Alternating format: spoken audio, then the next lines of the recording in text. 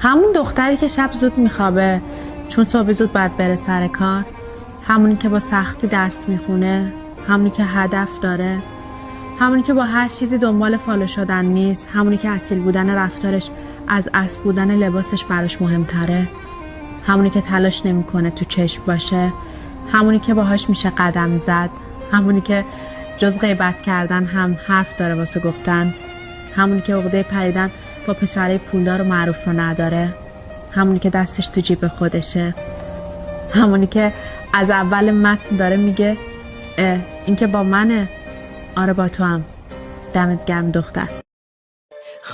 خانوما احوال چشات چطوره؟ چین سر زلف سیاد چطوره؟ بیا و ببین حال عاشقات چطوره؟ یه دفعه بپرس خاک زیر پا چطوره؟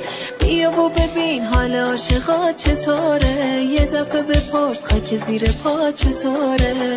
خانوما تو رو به خدا وقتی که داری را میری یواش و بی صدا میری با کفش پاشنه سن داری